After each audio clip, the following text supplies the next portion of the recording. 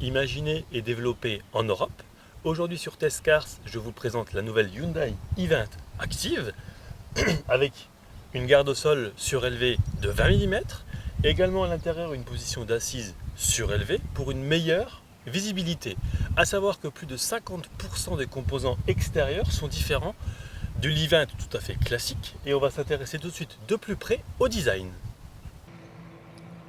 À l'avant, le bouclier est distinctif, il intègre également des plaques de protection. Vous noterez également la calandre hexagonale qui, lorsqu'elle est propre, est d'une finition noir brillant avec un encadrement chromé. Anti-brouillard intégré à l'avant aussi. Et tout de suite, on va s'intéresser aux côtés. Le bas de caisse ainsi que la baguette latérale rejoignent les garnitures de passage de roues montées sur des jantes alu 16 pouces. Plus haut, on notera la trappe de réservoir carburant couleur argentée, tout comme ici les barres de toit. Et on passe à l'arrière. Si le bouclier est spécifique à l'avant, il l'est tout autant à l'arrière, avec également la présence d'anti-brouillard et d'un déflecteur exclusif qui renforce un petit peu plus, s'il le fallait, son attrait visuel. Et on va s'intéresser tout de suite au moteur. Downsizing oblige, Hyundai présente ici son nouveau bloc 1 litre turbo, 200 ou 120 chevaux, comme c'est ici le cas. Il est également possible d'opter pour le bloc 1 litre 4 diesel développant 90 chevaux pour cette nouvelle i20 Active. Le bloc est associé à une boîte manuelle à 6 rapports équipée du stop and start pour une consommation mixte de 7,4 litres au 100 km. C'est pas mal, bon, il faut savoir que la voiture est toute neuve et elle pèse à peine plus d'une tonne. Alors en ville, ce moteur se montre très discret et agréable. À bas régime, il propose des relances qui m'ont franchement surprise, et ça, c'est une bonne surprise. Sur autoroute, par contre, il se montre un petit peu bruyant, mais allez, rien de bien méchant malgré tout. Et je vous propose tout de suite de passer à l'intérieur. Alors, outre la position d'assise surélevée dont on a parlé tout au début, voilà. Comment on est installé? C'est pas mal. Confortable, les sièges maintiennent bien. Volant multifonction, et je vais vous montrer tout de suite quelques petites commandes au sein du tableau de bord. Ici, vous avez la commande de l'alerte de franchissement de ligne. Donc si vous dépassez un véhicule sans mettre le clignotant, vous allez avoir une petite alerte sonore qui va retentir dans l'habitacle. C'est assez doux comme alerte. J'ai vu plus invasif. Le volant multifonction. Ici, un écran tactile avec notamment le service TomTom Live, donc le GPS, avec mise à jour de l'infotrafic en temps réel, la météo, la recherche également de points d'intérêt, ici, et les alertes pour radar fixe dans certains pays. Alors ces services, et c'est assez rare pour être souligné, sont offerts pendant 7 ans, ce qui représente environ un budget de 350 €.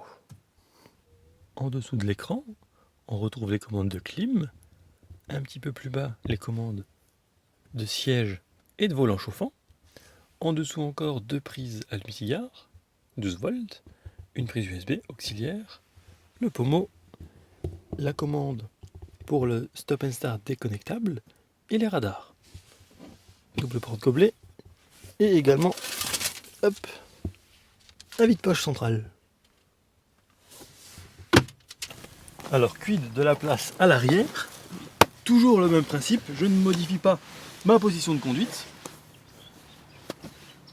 C'est suffisant. Au niveau de la tête, il me reste ça.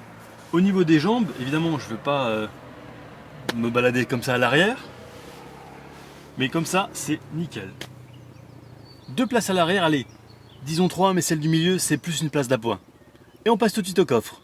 Ce dernier offre un volume de chargement compris entre 301 et 1017 litres. Après avoir vu le design, le moteur et l'intérieur de cette nouvelle i20 Active, la question se pose de savoir si elle est vraiment baroudeuse. La réponse en image.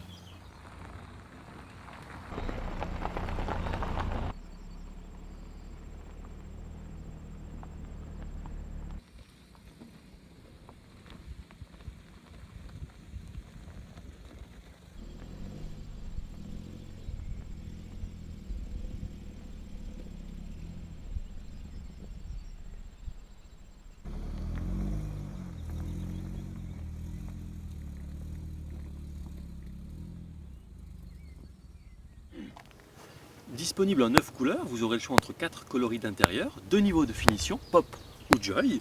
Cette Event Active démarre à 17 800 €. Telle qu'elle est là, elle est affichée à 22 142 €. En conclusion, je trouve cette nouvelle Event Active très bien pour la ville, ou pour des milieux, disons, un petit peu extra-urbains.